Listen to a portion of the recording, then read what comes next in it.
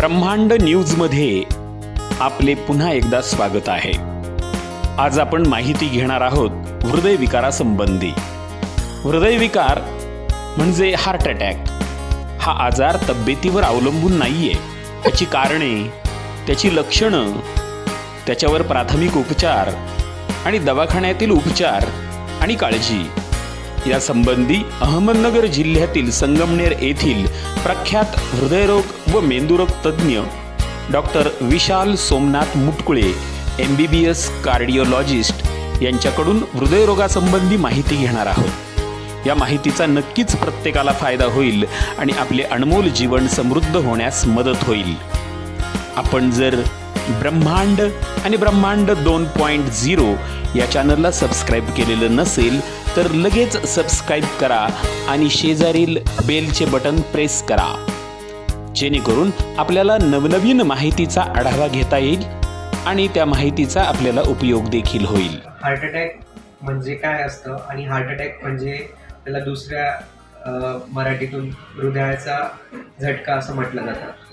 Heart attack म्हणजे काय असतो? हृदयाला आपल्या 3 रक्तवाहिन्या असतात। आपल्या हृदयाला प्रामुख्याने 3 रक्तवाहिन्या असतात। त्या 3 रक्तवाहिन्या हृदयाला सप्लाय करतात। जसं माणसाला जगण्यासाठी सगळ्या ठिकाणी ऑक्सिजनची गरज लागते, तसं हृदयाला जगण्यासाठी सुद्धा ऑक्सिजनची गरज लागते आणि तो ऑक्सिजन हृदयाला रक्तवाहिन्यांमार्फत पोहोचवला जातो। तर त्या रक्तवाहिन्या प्रामुख्याने कोणत्या प्रकारच्या असतात मी तुम्हाला ह्या डायग्राममध्ये दाखवतो। ही हृदयाची जी आहे ती डाव्या बाजूची रक्तवाहिनी असते, ही हृदयाची जी आहे ती मागच्या बाजूची रक्तवाहिनी असते आणि ही हृदयाची जी आहे ती उजव्या बाजूची रक्तवाहिनी असते। तर ह्या हृदयाच्या 3 रक्तवाहिन्या असतात आणि ही फार मोठी धमनी असते। त्या धमनीमार्फत ह्या हृदयाला रक्त पोहोचलं जातं। तर वाहिन्यांपैकी कोणती रक्तवाहिनी जर ब्लॉकेज झाले किंवा त्याच्यामध्ये रक्ताच्या गुठळ्या साठल्या तर हृदयाचा अटॅक येऊ शकतो। तर हृदयाच्या अटॅक आल्यानंतर हृदयाला रक्त सप्लाय कमी पडतो आणि रक्त सप्लाय कमी झाल्यामुळं हृदयाच्या साईडनी दुखायला सुरुवात होते। आता प्रामुख्याने जर पेशंटला प्रामुख्याने लक्षणं कोणते जाणवतात हृदयाच्या अटॅकच्या संदर्भातले, तर प्रामुख्याने लक्षण पेशंटच्या डाव्या बाजूला दुखू शकते। डाव्या बाजूला दुखल्यानंतर पेशंटचं त्या ठिकाणी पेन राहत नाही, ते पेन रेडिएट होतं, म्हणजे ते पेन कुठल्या पण बाजूला जाऊ शकतं। डाव्या बाजूनी उजव्या बाजूला पण फिरू शकतं, डाव्या बाजूनी वरच्या गळ्यापर्यंत पण हृदयाचं दुखणं येऊ शकतं, डाव्या बाजूनी काखेमध्ये पण पेन जाऊ शकतं आणि डाव्या बाजूतून मागच्या बाजूला पेन जाऊ शकतं। तर हे दुखणं जे आहे ते पेन जे आहे ते कुठल्या प्रकारचं पेन असतं? पेन 3 प्रकारचे असू शकतात। पहिलं गोष्ट म्हणजे पेन असं कोणीतरी हृदयावर दगड ठेवल्यासारखं पेन असू शकतं। दुसरं पेन जे आहे छातीमध्ये जोरजोरात जळजळ झाल्यासारखी किंवा आगाग झाल्यासारखं पेन असू शकतं, किंवा तिसरं जे पेन आहे तर जोरात पेन होतं, जास्त जोरात दुखायला लागतं हृदयामध्ये। तर अशा 3 ते 4 प्रकारचे पेन असतं। ते पेन जे आहे ते एका ठिकाणी कधीच नसतं। बऱ्याच वेळा पेन हृदयाच्या आजूबाजूला किंवा हृदयाच्या मागच्या साईडला किंवा हृदयाच्या पाठीमागच्या बाजूला ते फिरत असतं। हृदयाची रक्तवाहिनी ज्या ठिकाणी ब्लॉक होते त्या ठिकाणाहून कोणती रक्तवाहिनी ब्लॉक होते त्याच्यावर पेन बऱ्यापैकी डिपेंड असतं। रक्तवाहिन्या जर वरच्या साईडला जिथून रक्तवाहिन्या सुरू होता त्या ठिकाणी जर रक्तवाहिन्या ब्लॉक झाल्या तर त्या जास्त प्रमाणात पेन असू शकतं। त्यातल्या त्यात डाव्या बाजूची जी रक्तवाहिनी असते ती हृदयाला 60 ते 70% हृदयाला रक्त सप्लाय करते आणि उजव्या बाजूची जी रक्तवाहिनी असते ती 30 ते 40% हृदयाला रक्त सप्लाय करते। बेसिकली हृदयाच्या खालच्या बाजूच्या छोट्या छोट्या रक्तवाहिन्या जर ब्लॉक असतील तर त्याला जास्त प्रमाणात पेन होत नाही किंवा त्याला येणारा हृदयाचा झटका किंवा हृदयाचा अटॅक तो सौम्य स्वरूपाचा असू शकतो। पण जर रक्तवाहिन्या वरच्या साईडला हृदयाच्या बाजूला ब्लॉक असतील तर त्या पेशंटला झटका जास्त प्रमाणामध्ये येऊ शकतो।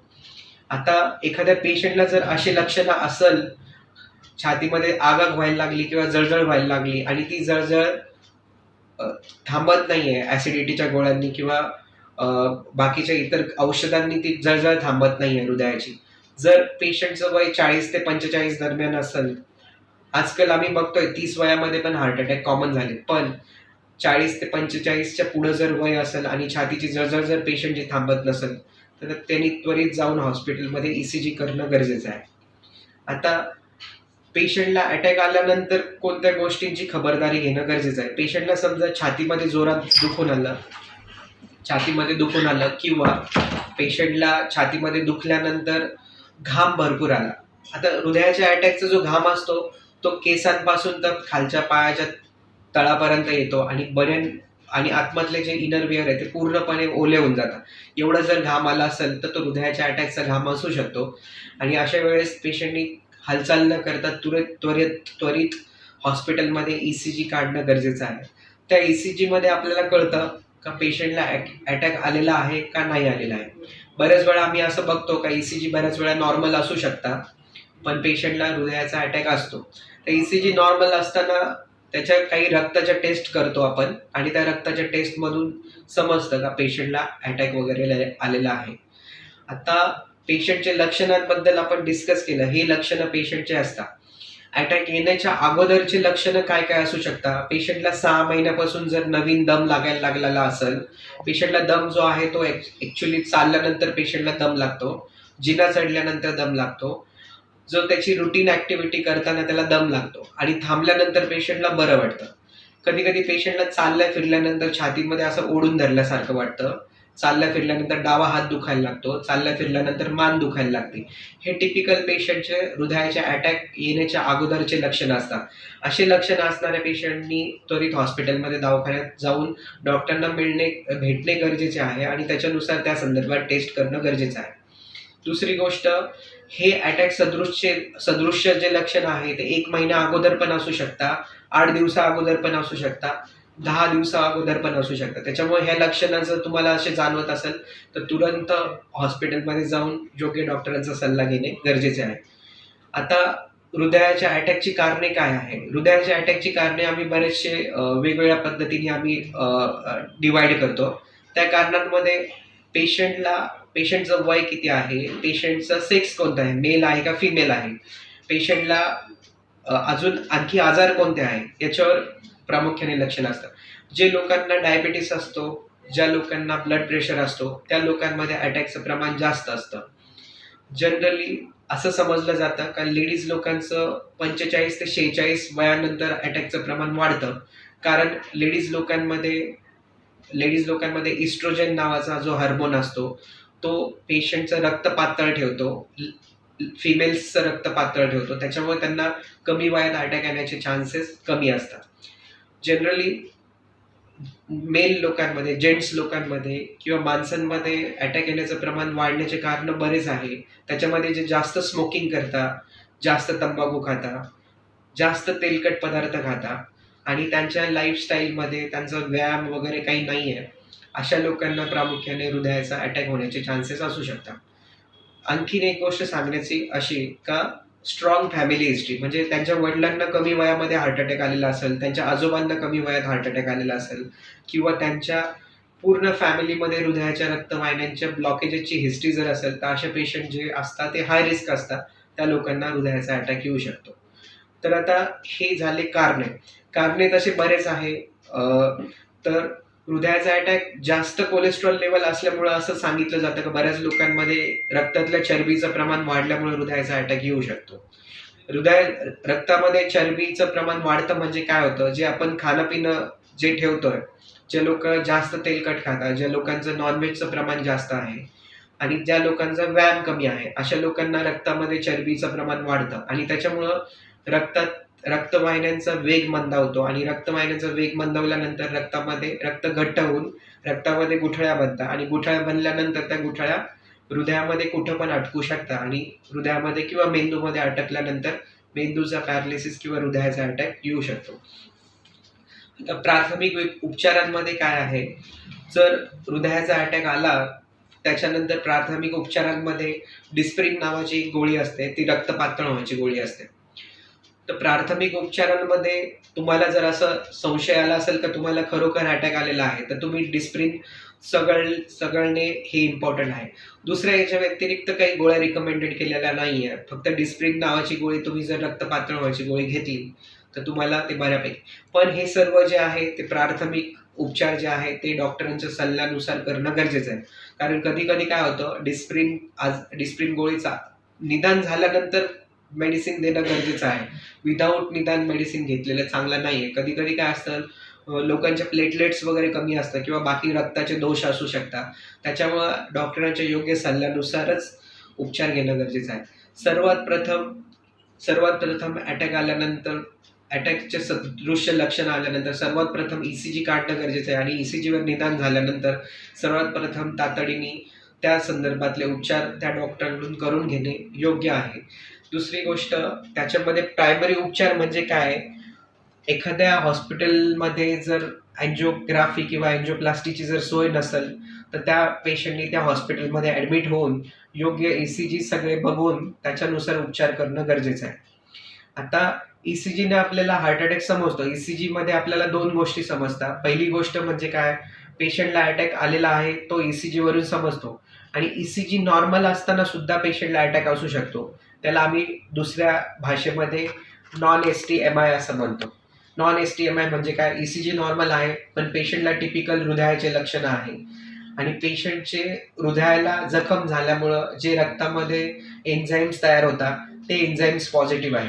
त्याला ECG नॉर्मल असतानाचा हा अटॅक समजला जातो. त्या दोघांची ट्रीटमेंट पण ती वेगळी आहे. ते मी तुम्हाला नेक्स्ट पुढच्या ब्लॉकमध्ये सांगणार आहे. आपण ECG केल्यानंतर दुसरी टेस्ट जी करतो आपण हृदयाची, ती हृदयाची 2D इको आहे, हृदयाची सोनोग्राफी.